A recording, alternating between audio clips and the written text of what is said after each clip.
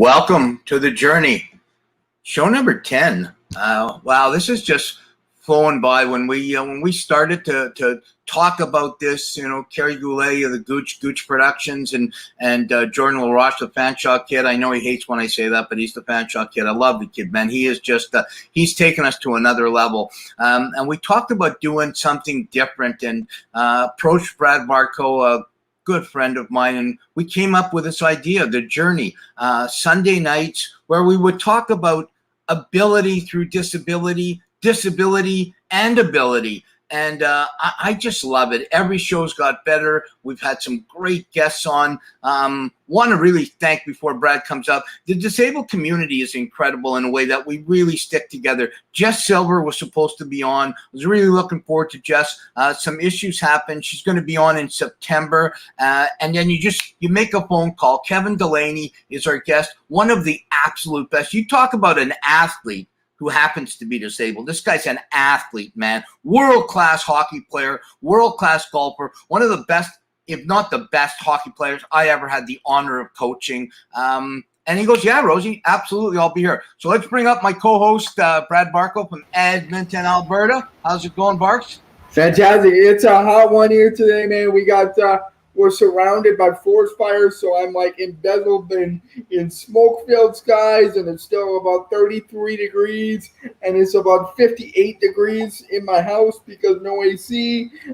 So if it wasn't for the show, I'd be shirtless, but this is the best we can do right now. We got a tank top. I got to try and stay cool, and hey, I'm excited to be here as always. Again, I'm just meeting Kevin tonight for the first time.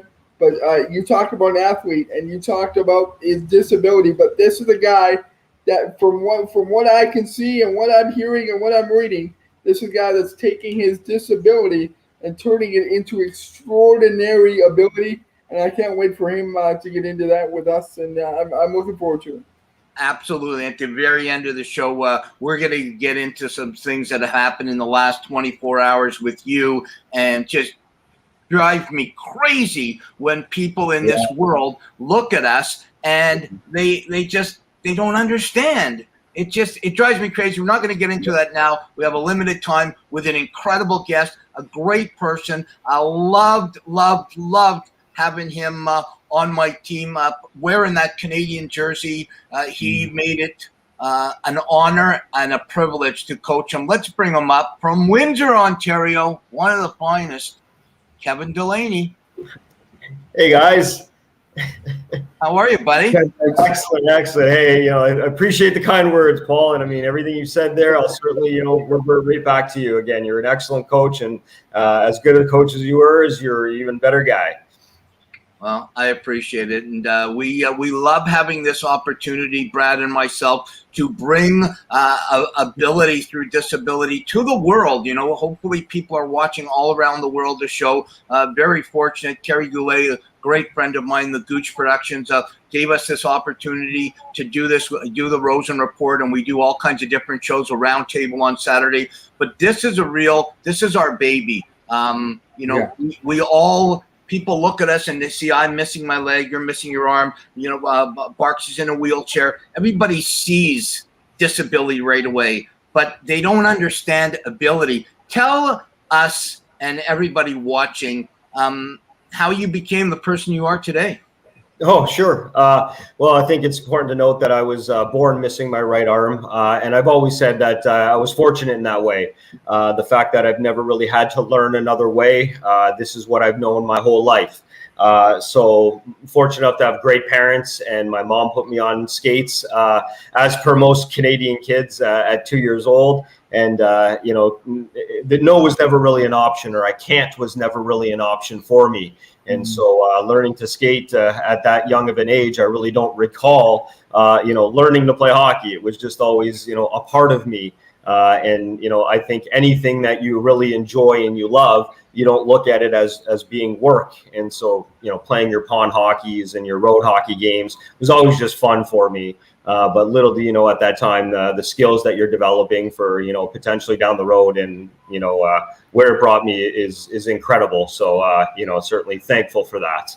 Yeah, absolutely. Hey, talk to us about the fact in 1999, we had a call from a gentleman in the States that said, hey, we're thinking about doing a little camp in Lake Placid, and we're going to bring some amputees, arm amps, leg amps on the ice and have a little thing with Canada and US. And then it took off.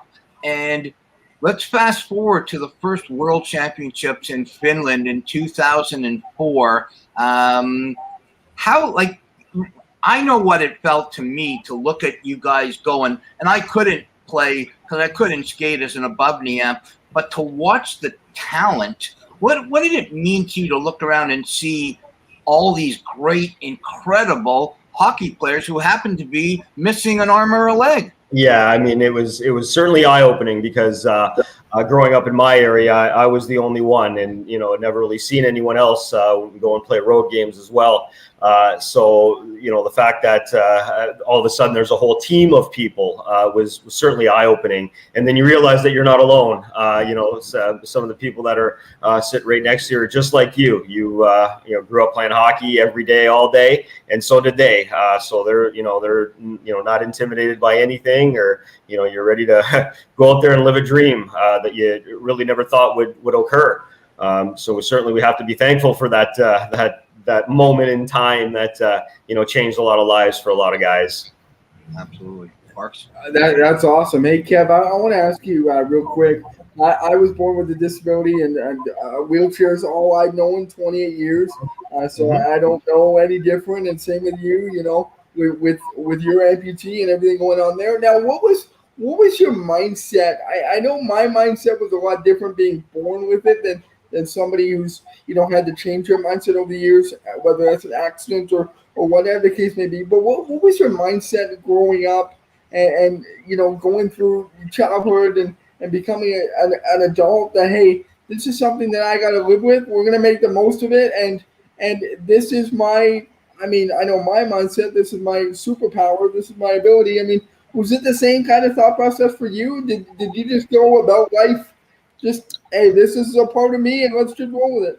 Yeah, well, again, I had some great parents who always instilled in me, again, the virtues of never giving up and always trying hard. But certainly the friends that you have when you're young as well. Because of course you will get teased at some point in your life, and that's just part of it. And I think that's the moment in which you do realize that you might not be exactly the same as everyone else, but in the end, your friends will get you by those days, I believe. And I had some great friends growing up, fortunate enough to play on some of the hockey teams and local teams, and that's where you develop some great friendships that I still to this day know. So for me, it again, although there was always some of those days that you felt like, why me type of thing, I always like to say it might have been it's a bad day, but certainly it's never a bad life.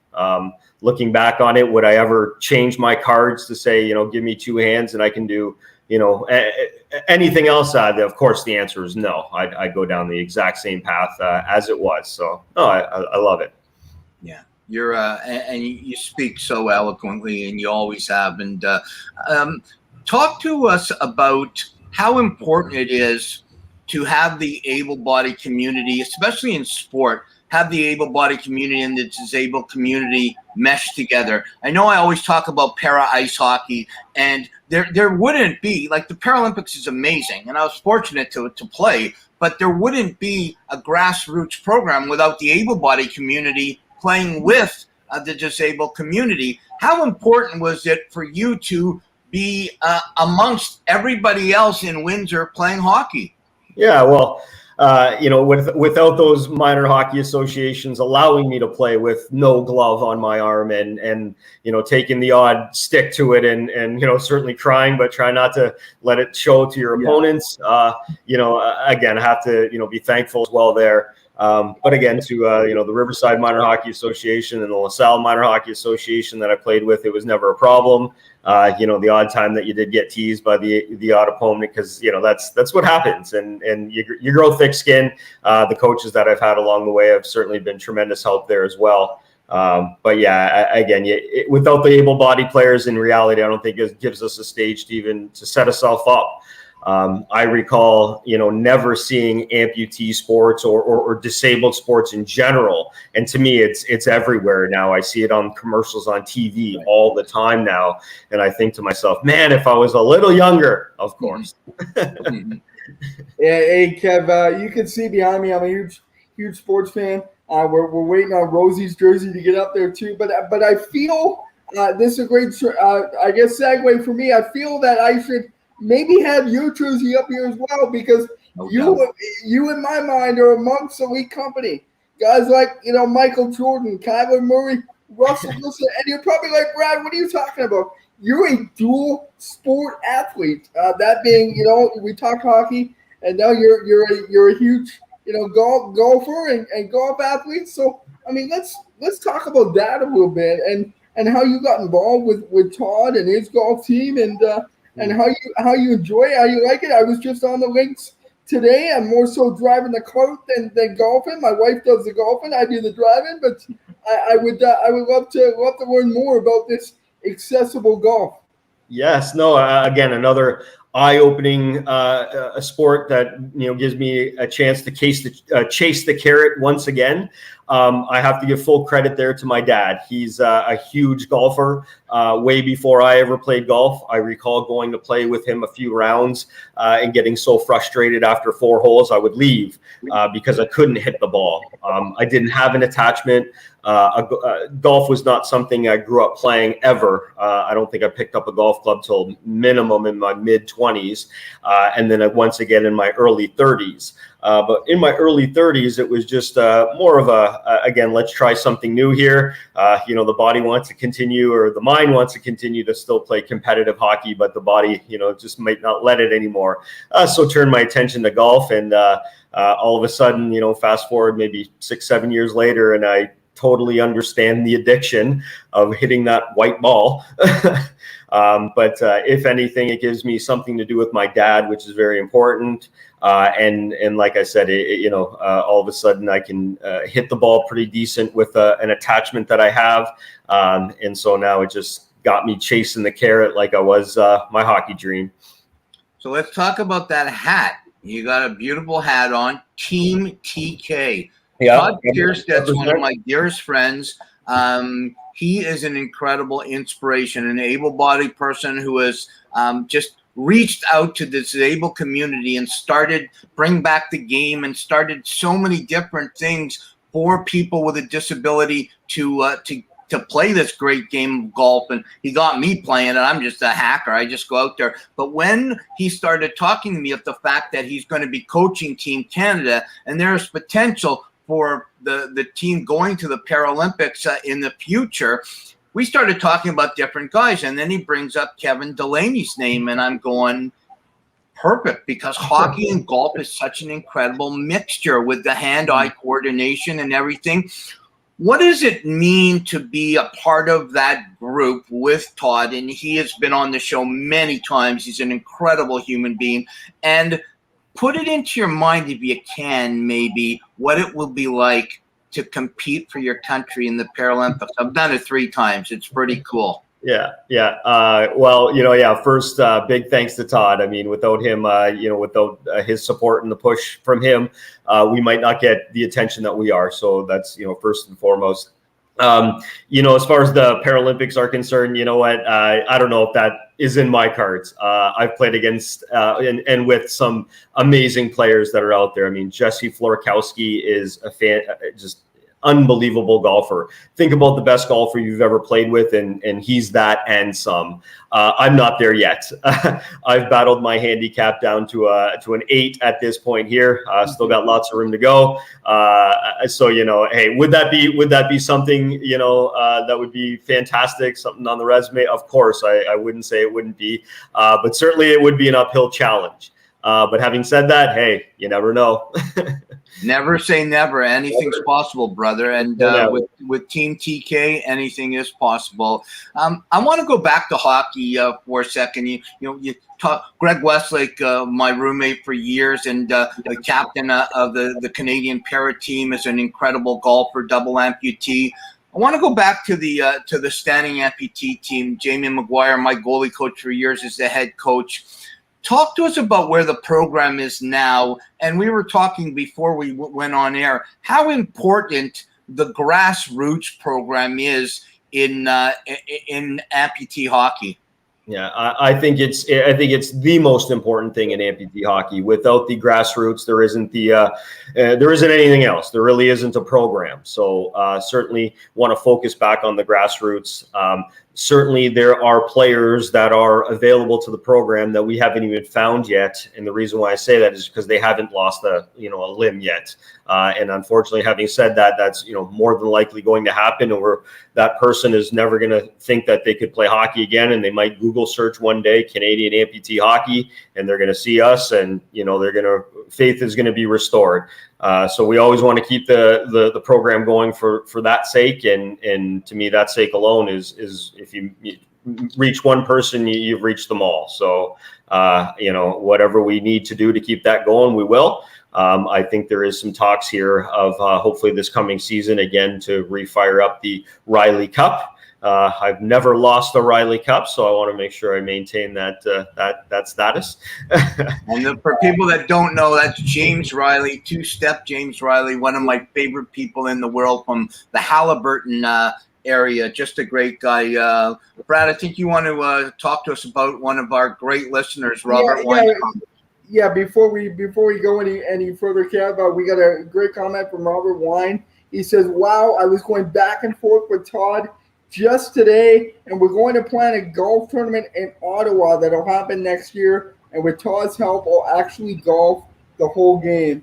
So look at that. We're already inspiring future events, and hopefully, with COVID, I can be there, and Rosie can be there as well. And we can really make this a hit. But Kevin, I gotta ask you, man, because I'm not much of a golfer. I just sit on the golf cart and have a good time and drink a little bit. But It's golf. Any tips for an amateur? Like any tips for a guy in a wheelchair that's never done it before? Or maybe a double amputee that's maybe scared or timid to go try it or go try something. What advice would you give them, or what advice would you give me for that matter?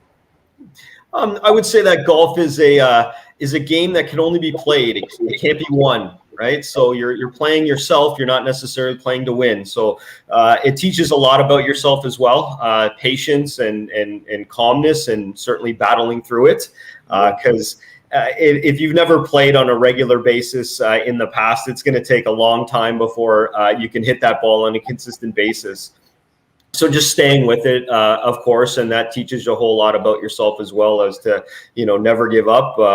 There's, more dark days than there is bright days, but you got to get those dark days out of the way before it's all bright days. So I've been battling, like I said, for at least the last 6-7 years on a 4 days a week basis, and I would call myself marginally better, but in the end I just love it more than anything, and I think that's the most important thing there, is just having the passion and the love for it. You're being very humble. You definitely can play the game. When I talk to Todd, he doesn't hold back. He tells me how great you are, not just as a player, but as a person. And I go back in my mind now, because we just hooked up today that you're going to be able to do the show today, and I'm just replaying memories of things that happened in the dressing room, and things that happened when we were in Prague, and walking down the streets of Prague with guys like with yourself, Kevin Delaney, and Brent Clements, and guys on our team who had different disabilities, and getting the look from people. How does that, and Brad and I talk about this all the time, how does that make you feel? And are we in a position now in 2021 where it's getting better? The look society gives us because we look different? Yeah, I suppose, I've never been bothered by it personally. To me, it's just comes with the territory. I don't know, maybe a little bit in the back of your mind, I feel like somewhat of a celebrity because you would be amazed on how many times people come up to me and chat with me, and I'm like, oh, who was that? And I do feel embarrassed if I really don't know who they are. But of course they might know who I am. How many one-arm hockey players do you come across? So a little bit of that, but in the end, it's never bothered me. Certainly, if little kids are staring or whatever, I don't make a face or anything. I just let them stare, of course, and maybe even go ask them if they want to ask a question. Most of the time, it's not, but it's. I think disability in today's day and age is certainly more open. You don't get those stares, I think, as bad as it once was. As a matter of fact, just today I was going to get a haircut. There was a gentleman who kind of struggled in through the door with a cane. I guess he had some back problems, pretty severe. And I jumped up and I helped him, and he grabbed my prosthetic arm. And it was kind of funny that he looked at me that I was helping him.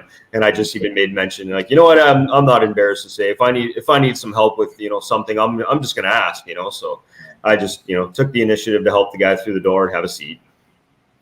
Yeah, that's incredible. I want to piggyback on that. I'll end on this, and Rosie will wrap up. I do want to piggyback on that. Do you feel accessibility and inclusiveness for people with disabilities, whether it's physical, some you can't see, some are invisible, all this stuff?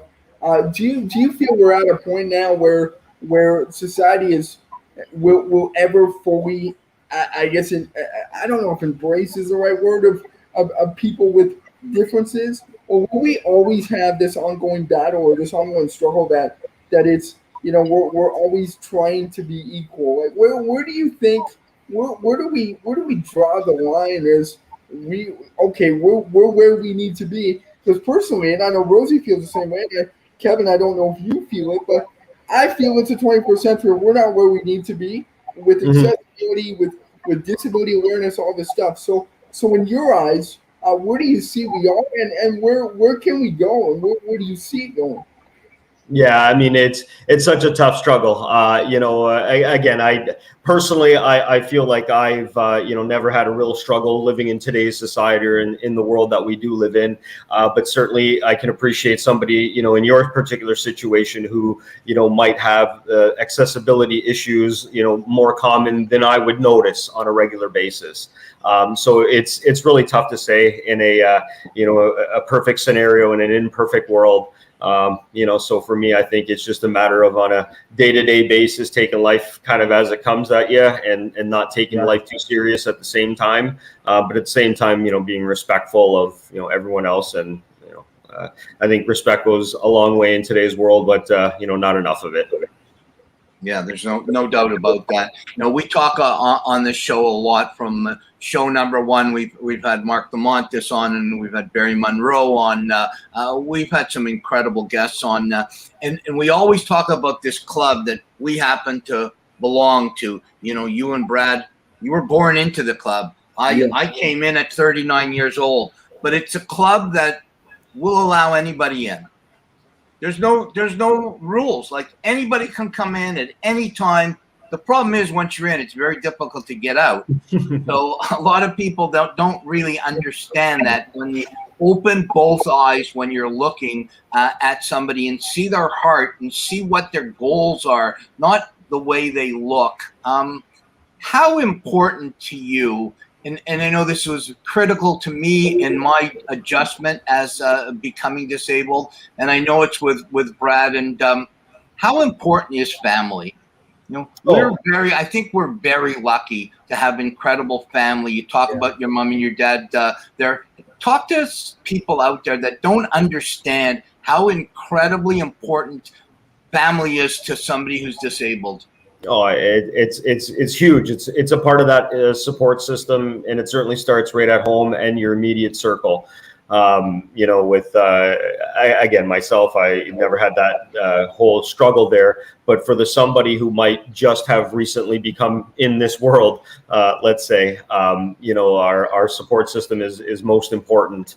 I believe that in the end, there's maybe a reason for everything. Although something bad might have happened to somebody, the road that they might go down now is much more rewarding than the road that they might have gone through with or gone down had they not, became, let's say, quote unquote, disabled. So again, the support system is generally, I think, the most important thing that people can lean on in that situation, who are so fresh to it and new to it. I've realized certainly in the last, with the hockey program, with the golf program, that, everyone is different. And, although there is some commonality of being, labeled quote unquote disabled, there is the range is so wide that, it's hard to really say that everyone can be pigeonholed into one particular area. Yeah. Absolutely. Hey, Kev, first of all, thank you so much. It's great to see your face, always smiling. Haven't seen you in ages, way too long. We're definitely, when COVID starts to loosen up, we're definitely going to get together and do something. I'll come out to something you're doing with Team TK, and hopefully we can get Brad to this side of Canada from out west. Last words that you want to maybe say to somebody who's watching and, they've got their computer and they're shy and I can't do it. Kevin Delaney, I saw him play hockey, or, yeah, he can do this, or, yeah, I know Brad Barco can talk to anybody, but, I can't do it. I don't know. Like, any last words to our listeners? Yeah, no, of course. Just, first of all, be yourself. I could appreciate, maybe outside of your comfort zone, but sometimes that's where you have to be to reach new boundaries. So, although it might seem very challenging, I wouldn't suggest that it's, that challenging once you get going and find that support system and lean on them as well. And again, the rewards and the people that you meet, again, another thing that we're doing here right now. Would I be sitting here today at my computer doing this meeting or this interview? Not at all, if it wasn't for who I am, and that's an amputee, if you will, but an athletic amputee, which people know me for and gives me an identity, feeds my competitiveness, all that good stuff. But I tell you what, man, I love you, brother. Always have, always will. And I guarantee you, when I talk to TK tomorrow, I'm going to tell him that hole in one. Absolutely. Well, I'm getting up in the morning at 6 a.m. I got a golf trip to Cobble Beach with a bunch of buddies here for the next 3 days. So just getting ready. Perfect. We got you at a great time. Thanks. Absolutely. Hey, great to see you, Paul. I love you too back, buddy. You're the best. Brad, great to meet you. You know what? We'll have to get you off that Oiler train, get you on the Leaf train. I'll get you a first class pass ticket. It'll be good. All right. I don't know if that's going to happen. We'll definitely get you on one of the Rosen reports where we talk hockey. Absolutely. All right. Thanks, Dad. Appreciate it. Awesome, guys. Thank you. Hey, I'm telling you, Brad, if you saw him play hockey, oh my God, man, this guy was he could fly. Just unbelievable. The shows just keep getting better. And we just scramble, man. I'm so grateful that Kevin came up. But, Jess Silver will be on sometime in September. I know you got a great guest for next week. Things just keep getting better. How are you feeling about where we are right now? Man, I feel so confident, and with everything going on personally, the experience I had yesterday, and we'll talk about it. It's just there needs to be more talking points and more awareness, and shows like this. That's the way we get it done. And obviously, we couldn't have done it without Jordan and Carrie and giving us a platform, and of course you. And I couldn't be who I am today without you, and I'm just so grateful. And Kevin was great, and I can't wait to hopefully watch him tee off one day. We got. Yeah, absolutely. Hey, so let's get into it. My hero of the week is you, brother. I was watching the last day on the internet, watching all the comments coming up, and I'm blown away. I'm blown away by what happened. And how you handle everything with dignity and class. Like I just, you might only be 28 years old, and I might be a 61-year-old part, but man, you handle things with such class, and I am honored to be your friend. Tell everybody what happened to you. It blows me away. Yeah.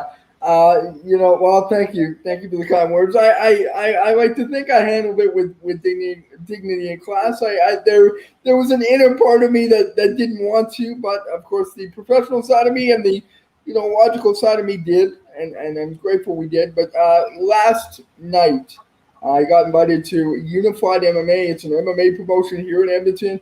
Their first event since COVID, so 18 months. A friend of mine runs it. He invited us out to be his VIP guests and all this stuff, have a good time.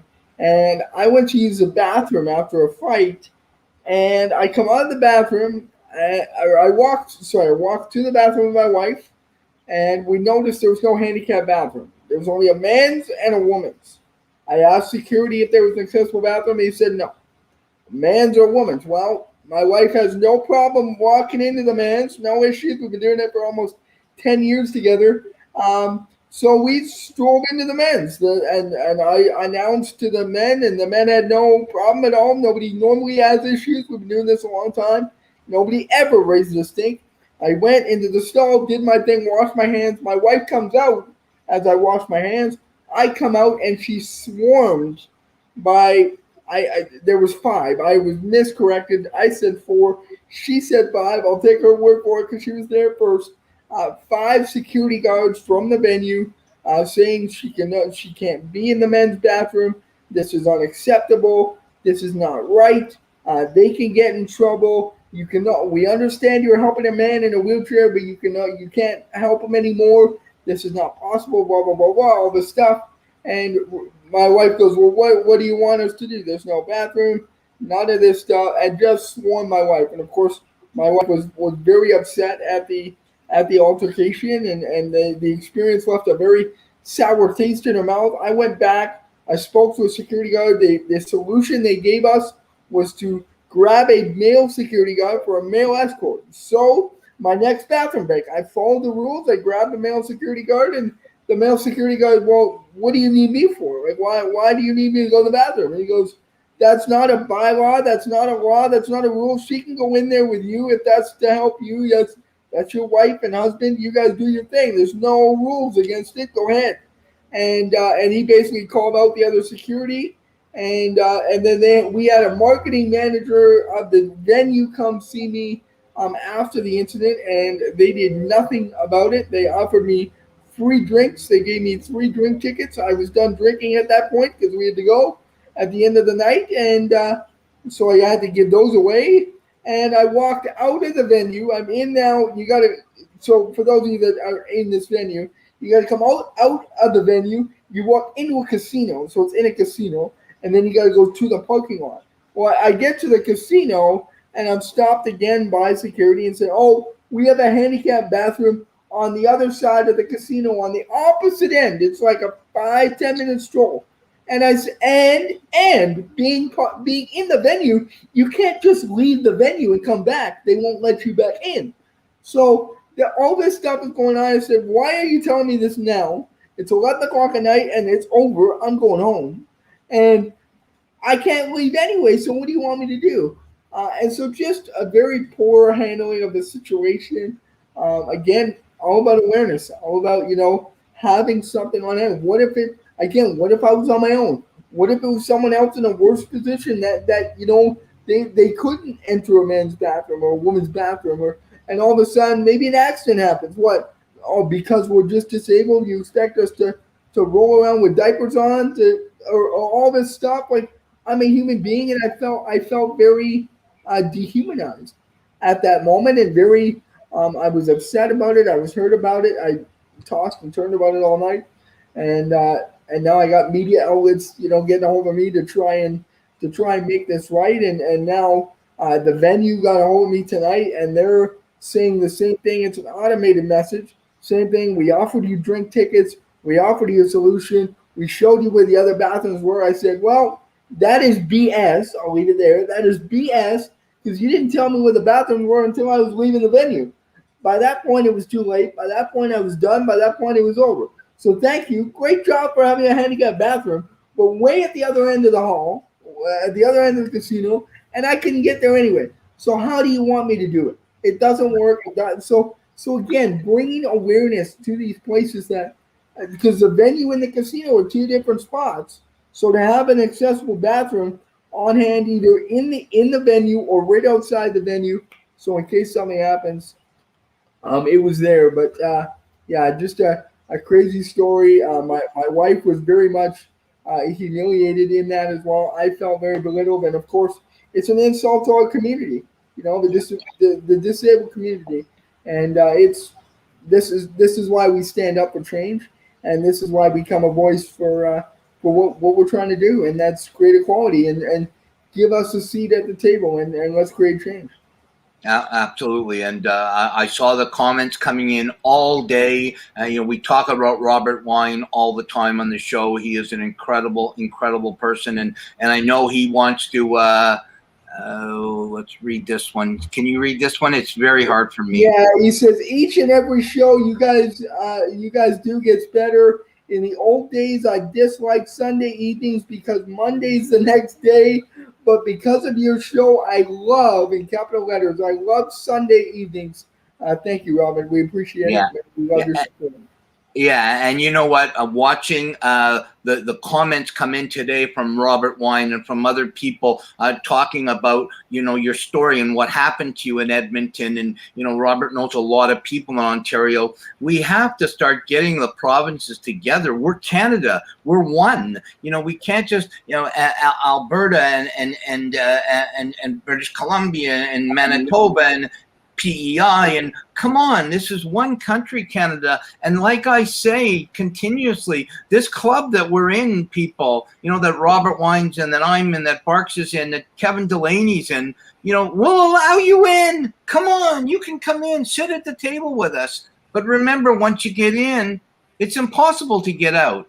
So come on, think, really think when you're at an event. Think about how you would, the guy who came after your wife, the security guards. I want them, if they're ever watching this show, or if we can get I want you boys to understand and put it into what you would think if it happened to you. Yeah. How would you feel if it happened to you? If it happened to your wife, if it happened to your mother, let's use some common sense. And thankfully, like we continuously say, thanks to Kerry Goulet and the Gooch and Gooch Productions, we get a chance on Sunday night to do the journey and to get it out, and we're going to come in September with music and better graphics and different things, and have ways that you as a community can talk to us and ask Brad and myself to comment on different things. We want this to be big, and so I guess that's important for me. Last words to you, brother, on a beautiful Sunday night, show 10. Yeah, again, it's all about awareness, and it's crazy. It started with a simple thing of going to the bathroom. People don't normal. I use that lightly. Normal people don't. Jordan, let's use Jordan for example because he's here. Jordan doesn't need to think or ask somebody permission to go to the bathroom. We're not in elementary school anymore. School, you can just get up when you're in an event and go to the bathroom. Well, I felt I couldn't do that. I felt I had to ask another adult to go to the bathroom, and for me that didn't fly. Hey man, I love this episode. Huge thanks to Kev. Huge thanks again to Jordan as always. My hero of the week, really quick, is all the support today and over the last couple of days of sharing stories. Thank you guys so much. The community means so much to me. You guys are the reason why I do what I do every single day, whether that's personal, business, sharing stories, whatever it may be. I strive to make this world a better place and leave it better than where I found it and what I came into. And that's my goal. It's not about me. It's all about we. And let's just go and make this a better place. And let's open some eyes. Let's create awareness before we can create some big change. Rosie, thank you. Jordan, thank you. Kevin, thank you. And we'll see you next Sunday. Absolutely. Just another beautiful opportunity to get the message across. This has been the journey on behalf of my co-host and partner, Brad Barco. Great thank you again to Kerry Goulet and to Jordan LaRoche, the Pan Shop Kid. Take care of yourself, take care of each other, and let's go on this journey together. God bless.